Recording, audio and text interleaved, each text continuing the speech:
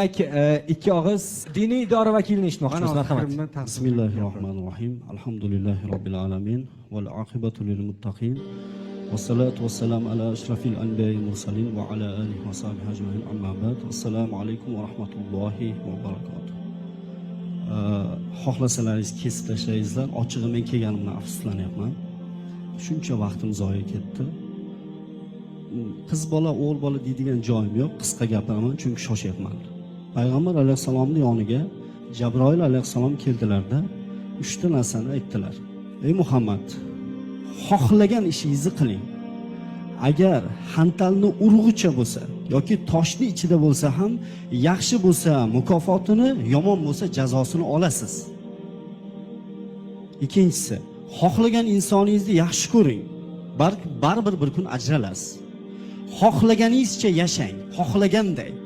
Fahshga botib yashaysanmi, zinoni targ'ib qilib yashaysanmi, avratingni ko'rsatib yashaysanmi, baribir bir kun o'lasan va Alloh taoloning oldiga borasan. Musulmonmi, musulmon emasmi, tan oladimi, olmaydimi, bu meni gapim emas. Bu payg'ambar alayhisalom aytgan gap bu. O'zini musulmonman degan inson tilini tiyib, haddini bilib, hayosini joyiga qo'yib o'tirish kerak. Endi TikTokka men ijtimoiy tarmoqlarda borman. Telegramda, Instagramda, Facebookda borman.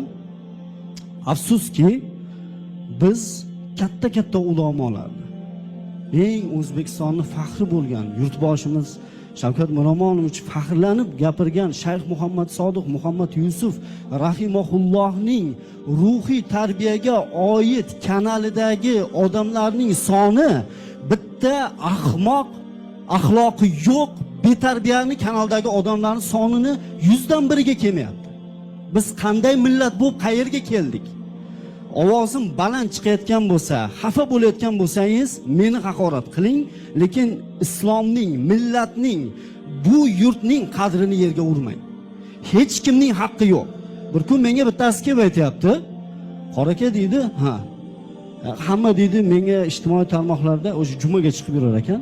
Menga deydi har xil gaplar gapiryapti. U meni sha'nimga og'ir botadigan gaplar gapiryapti. Meni haqorat qilyapti. Siz islomda bir insonning moli ham, joni ham, sha'ni ham harom qilingan deb aytyapsiz-ku. Ha, shunaqa deganman. Nimaga meni haqorat qilyapti? Sen nima ish qilding dedim. Lekin telefonini ochib falonchini deb qidirsangiz topasiz dedi. Aytdim, topayotmayki, o'zing bir ko'rsat. Ko'rsata olmayman. Qarang, ko'rsata olmaydi menga. Uyalaman dedi. Keyin qidirib o'zim bolalarga aytib TikTokda yo'qman. TikTokdan, Instagramdan qarasam, faqat boshdan oxiri so'kinish, fahsh, odamlarning ustidan kulish. Alloh taolo Qur'oni Karimda astag'firullah vaylul likulli humazatil lumazah degan. Vayl bo'lsin, jahannam bo'lsin insonlarning ustidan kulgan va mazah qilganlardan degan. Mazah qilib pul topayotgan bo'lsang, tavba qil. Astag'firulloh de. Uyingga borib yig'lab Xudodan kechirim so'ra dedi. Nimaga? Sen odamlarning ustidan kulib agar pul topib qo'ygan bo'lsang, harom yegansan, uylangan bo'lsang, bolalaringga ham harom yediryapsan. Biz nima degani bu? Shu yerda kim menga ayta oladi, men o'lmayman deb. O'lgan kuning seni qiyomating. Ustozimiz aytgan. Har bir insonni o'lgan kuni qiyomati keladi. Bu nima? Bu qanaqa holat bu? Biz quri masjidda iymon e'tiqodlilarga amr ma'ruf qilayotgan ekanmiz. Tashqari dabdala. Meni shaxsiy ishim deyapti. Voy birodarlar, jamiyatda shaxsiy ish degan narsa bo'lmaydi. Shaxsiy ish uyingizning ichida bo'ladi. Siz ommaviy axborot vositalari orqali ommaga chiqdingizmi? Siz ommaga tegishlisiz. Men bundan bir hafta avval 17 yosh qizni janozasini o'qib keldik. 17 yosh qiz. Otasi yig'lab o'tiribdi. Men o'ylabman, qizi o'lganiga endi yig'layapti desam, u qizini bir oy avval oq qilgan ekan. Nimaga? Ijtimoiy tarmoqlarda bolalar bilan dachada o'ynaganini, cho'milganini qo'ygan. Oq qilgan ekan bir oy avval. Qoraka oq qiluvdim bir oy avval. Nima bo'ladi endi buni taqdiri deyapti. Yo'q, Endi bu gapimni qabul qilmaydiganlar, eshitmaydiganlar ham bor. Nimaga? Buni ham islomda Alloh taolo Qur'oni Karimda biz ularni qalblariga, quloqlariga va ko'zlariga muhr bosib qo'yganmiz. Nimaga? Haqiqatni qabul qilmaydi, ustozlar gapirsa eshitmaydi, o'zimda haqman deb o'ylaydi. Voy birodarlar, sizlar aka singillarim, sizlar musulmonlikni bo'ynlaringga olsalaring, sizlarning sha'nlaring, obro'laring, mollaring, jonlaring biz uchun omonat. Iltimos, u narsani o'zlaring yerga urmanglar.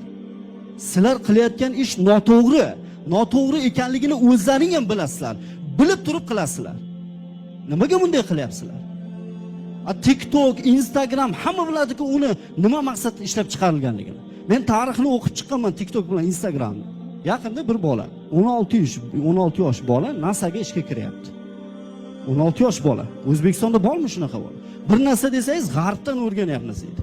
Yoshlar, Amir Temur necha yosh bo'lgan? Qur'onni yod olganda 9 yosh bo'lgan. Imom Buxoriy 6 yosh bo'lgan. Zahiriddin Muhammad Bobur 12 yosh bo'lgan. Qodiriy roman yozishni boshlaganda 20 yosh bo'lgan. Abdulla Qahhorning romani 20 yoshida, 18 yoshida yozilgan. Men shu o'rinda bitta narsa aytmoqchiman. Ba'zilar chiqib, baxt insonning qo'lida, qo'lingizda emas. Baxtning egasi Alloh. Allohni rozi qiling, baxtingizni beradi. Gapimni xulosa qilaman, mendan xafa bo'lmanglar, lekin bu ko'rib turib shunaqa bir arablarda maqol bor. Ridol masiya, aynul masiya. Masiyatga rozilik, masiyatni qilish bilan bir xildir. Bir inson fahsh ish qilayotgan bo'lsa, siz jim qarab turgan bo'lsangiz, shu bilan bir xil ish qilyapsiz. Yo qo'lingiz bilan, yo tilingiz bilan qaytaring degan. Shuning uchun aytayapman, bizning zimmamizdagi narsa. Yaxshi narsalar ham ko'p. Boya yuqorida bir do'stimiz aytdi, mana osmondagi bolalar. Egasi Timur Atxamov, Toshkent Islom institutini bitirgan bola. Olim yigit o'zi. Ijtimoiy tarmoqlarni, ITni insonlar uchun, yurtimiz uchun manfaatli qilishga ishlatdi shu bola. Uning uchun nima kerak ekan? Uning uchun insonning maneri bor-ku. Chiqib olib aytadi, manerim toza bo'l. Yo'q, manering toza bo'lsa, seni manering ham toza bo'ladi. Usting boshqacha bo'ladi. Qilayotgan ishlaring ham boshqacha bo'ladi. Inson har bir farzand fitratda tug'ilgan. Sof iymonda tug'ilgan. Ota-onasi uni yo axloqli yo axloqsiz qiladi. Yo unday qiladi, yo bunday qiladi. Sizni qilayotgan ishingiz orqali ota-onangiz ham jabr ko'radi va bitta ogohlantirishni aytib qo'yay. Agar bir insonni yaxshilikka dalolat qilsa, boya ham gaplashdik. Yaxshilikka dalolat qilsa-da vafot etsa, shu orqasida qilgan yaxshiligi, masalan, nechta inson, hozir masalan Burxon aka odamlarni bir yaxshilikka da'vat qilib qo'ysa, shu odamlar bilan barobar savobga ega bo'ladi. Ulamolar shu hadisni sharhida aytadi. Agar bir insonni yomonlik qilishiga da'vat qilib qo'ysa, Alloh asrasin. Shu siz o'lsangiz ham orqangizdan gunoh yozilib turadi. Eslaringdan chiqarmanglar, har bir daqiqalaring uchun TikTok, Instagram, YouTube xohlagan tarmoqdagidek har bir sekundlaring uchun, har bir qilgan ishlaring uchun albatta javob berasizlar. Bu dunyo sinov dunyo. Har bir salomning aligi bor. U alikni Alloh taolo qiyomatda oladi. Eslaringdan chiqarmanglar. Men yaxshilik qilib yuribman. Men shunchaki qilgan ishing uchun ham javob berasan. Payg'ambar alayhisalom aytdilar, kim Allohga va oxiratga iymon keltirgan bo'lsa, yo yaxshi gap gapirsin, yo jim o'tirsin, yo yaxshi ish qilsin, yo jim o'tirsin dedi. Men sizlarni yomon ko'rishdan, men birortalaringni tanimayman. Ishoninglar, lekin men ishonaman. Ishoninglar sizlar ham, sizlar Alloh taologa bir qadam bossalaring, Alloh taolo sizlarga 10 qadam bosadi. Sizlar yurib borsalaring, Alloh taolo yugurib keladi. Sizlar yugurib borsalaring, atroflaringni o'rab, bu mana bu dunyoviy lazzat bor-ku, bu o'tkinchi, bu tugaydi. Ruhlaring kasal-ku, TikTokerlar, xafa bo'lmanglar. Hurmatli vaynchilar, hammasi emas, o'sha fahshni mashhur savol. Mashhur bo'ldingiz, keyinchi 1 milliard podpischiging bor, keyinchi nima qilyapsan? Shuning uchun men o'ylayman, inshaalloh yaqin fursatda bizni gapimizni do'stona qabul qilib, bu gapni men efir uchun domla shu yerga kelib qopti, gapirish kerak ekan deb emas. Sizlarga jonim musulmonga birodardir. Agar musulmon bir tanaga o'xshaydi. Agar tananing oyog'i og'risa, bosh ham bedor bo'ladi. Biz bir tanamiz, bir tananing a'zolarimiz. Agar Allohga va rasuliga iymon keltirgan bo'lsalaring, bugundan hozirdan tavba qilinglar, fahsh ishni to'xtatinglar qilishni. Gap aytishmanglar.